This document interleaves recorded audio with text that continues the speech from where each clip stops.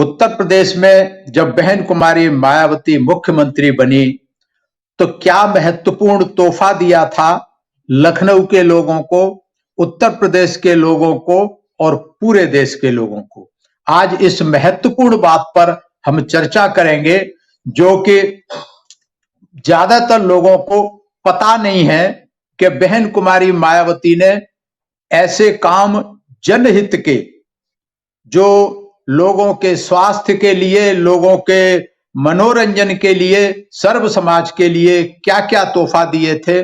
आज हम जिस महत्वपूर्ण तोहफा की बात करेंगे वो है लखनऊ के बीचों बीच शहर में बनाया गया करीब 112 एकड़ क्षेत्रफल में फैला हुआ मान्यवर श्री कांसीराम जी ग्रीन गार्डन, जिसको इको गार्डन के नाम से भी जाना जाता है।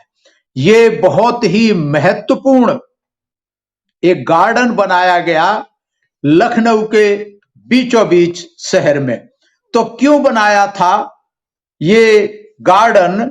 इसके लिए बहुत महत्वपूर्ण 3 मार्च सन 2011 को इको गार्डन जो था आयोजित, जब प्रदेश को समर्पित किया गया था, देश को समर्पित किया गया था, तो बहन कुमारी मायावती ने अपने संबोधन में बताया था कि इस इको गार्डन का बनाने का उद्देश्य क्या था, क्यों था। ये जानना समझना बहुत जरूरी है, खासकर उन सभी लोगों के लिए, वो चाहे बहुजन समाज के हैं चाहे सर्व समाज के हैं, जो लोग कहते हैं कि मायावती ने तमाम सारा पैसा पत्थरों में बहा दिया।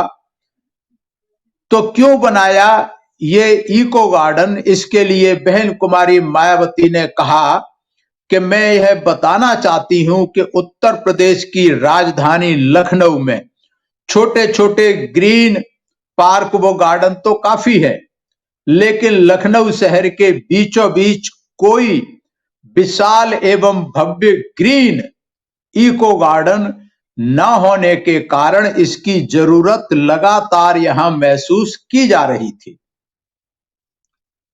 इसलिए इस बार सत्ता में आते ही मैंने यह फैसला लिया था कि हमारी पार्टी की सरकार लखनऊ शहर में एक विशाल एवं भव्य ग्रीन इको गार्डन जरूर बनाएगी।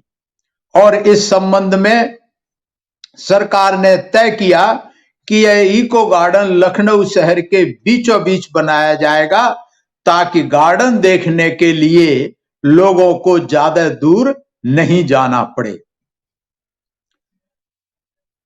और गार्डन के शिलान्यास के समय पर यह भी कहा कि इको गार्डन को अपने देश का सर्वश्रेष्ठ गार्डन के तौर पर विकसित किया जाएगा, जिसे देखने के लिए न केवल उत्तर प्रदेश लखनऊ बल्कि पूरे देश के लोग दूर दूर से चलकर यहां जरूर आएंगे। और इससे जो इस पर खर्चा होगा, इसके लिए कहा कि इससे फिर प्रदेश सरकार को विभिन्न स्रोतों से काफी आमदनी होगी, जो प्रदेश की जनता के हित में खर्च की जाएगी। अर्थात सरकार का जितना धन इस गार्डन को बनाने पर खर्च किया जाएगा, आगे चलकर इससे कई गुना ज्यादा आमदनी प्रदेश सरकार को प्राप्त होगी। यहां यह महत्वपूर्ण है कि बनाने में तो एक बार पैसा लगेगा, लेकिन जो लोग देखने आएंगे उसके साथ साथ में यहां टिकट भी लगती है।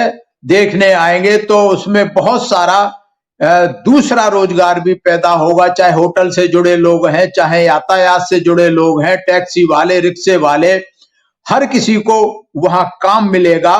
तो ये जो आमदनी होगी सरकार को होगी, जो रोजगार मिलेगा, ये हमेशा हमेशा के लिए रहेगा। जब तक ये पार्क रहेगा, जब तक लोग आते रहेंगे देखने के लिए, तब तक हमेशा हमेशा के लिए ये आमदनी प्रदेश को होगी, प्रदेश के लोगों को होगी, रोज प्रतिदिन रोजगार मिलेगा। ये सोच बहन कुमारी मायावती की ये दर्शाती है कि उनका दूरदर्शिता कितनी थी।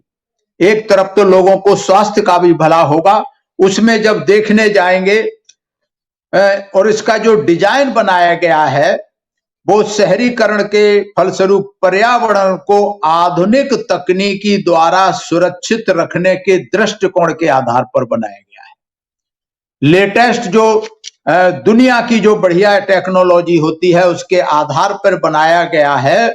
और इसमें सिर्फ घास और पेड़ ही नहीं है, घास और पेड़ के अलावा इसमें अटखेलियां करते बारहसिंगा हैं, हिरन है, हाथी है, डायनासोर के साथ छोटे बड़े तमाम पशु पक्षियों के आकृतियां भी बनाई गई है। देखने में ये एकदम सजीव लगते हैं। और कांस्य की बनी पशु पक्षियों की मूर्तियों के बीच गगनचुंबी एक प्रकाश स्तंभ भी है।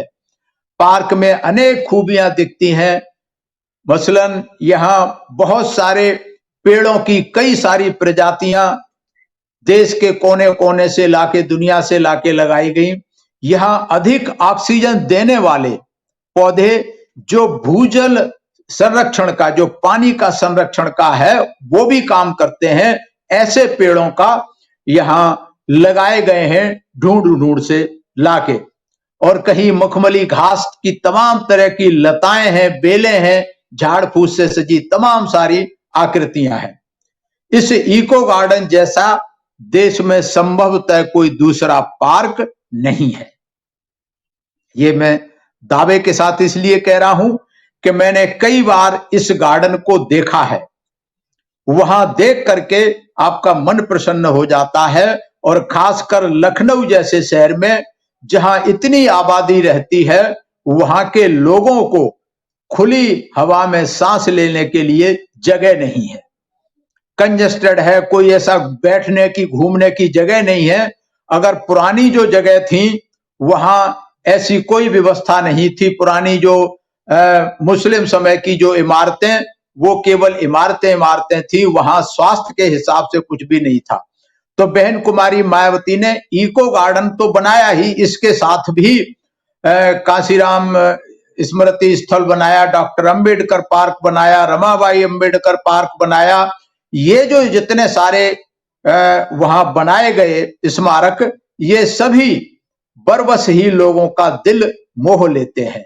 सड़क से जब कोई निकलता है लखनऊ की किसी सड़क से, तो ये नजर आते हैं भव्य आकृतियां, भव्य इनकी आलीशान कलाकृतियां, इनका आर्किटेक्चर, इनकी ग्रीनरी देखते ही बनती है।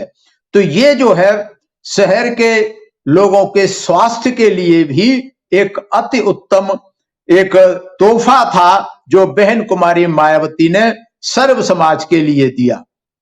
इसमें सिर्फ बहुजन समाज का या शेड्यूल्ड कास्ट के लोगों का कोई वो नहीं था, ये सर्व समाज के लिए लोगों के, और ये लखनऊ के लोगों के लिए, लखनऊ के सर्व समाज के लोगों के लिए एक गर्व का प्रतीक है, एक गौरव का प्रतीक है। और एक खुली हवा में सांस लेने के लिए, पिकनिक मनाने के लिए परिवार के साथ, रिश्तेदारों के साथ, इससे बेहतर कोई जगह हो नहीं सकती। मैं तो कई बार दिल्ली से ये देखने के लिए, परिवार के साथ पिकनिक मनाने के लिए वहां जाता हूं और मन प्रसन्न हो जाता है देख करके। तो इसलिए ऐसा तोहफा, ऐसे काम अगर कर सकती हैं तो वो सिर्फ और सिर्फ बहन कुमारी मायावती कर सकती हैं, जो जनहित के लिए आवश्यक है, लोगों के स्वास्थ्य के लिए, सुरक्षा के लिए, रोजगार के लिए आवश्यक है। ऐसे काम बहन जी ने किए हैं। ये तो सिर्फ एक काम है, ऐसे बहन जी ने सैकड़ों, हजारों, लाखों काम किए हैं। अगर इनकी हम चर्चा करेंगे तो शायद साल भर तक इनकी चर्चा खत्म नहीं हो सकती। लेकिन आज हम सिर्फ कांशीराम जी इको गार्डन की जो मैंने चर्चा की है, मैं एसएम न्यूज के माध्यम से सर्व समाज के लोगों से ये निवेदन करता हूं, चाहे लखनऊ में रहते हैं, उत्तर प्रदेश में रहते हैं, या देश के किसी कोने में रहते हैं, अगर लखनऊ जाने का मौका मिले तो मान्यवर श्री कांशीराम जी ग्रीन गार्डन, इको गार्डन के नाम से जानते हैं, इसको अवश्य देखने जाएं। आपको पता लग जाएगा कि मायावती ने ये स्मारक क्यों बनाया।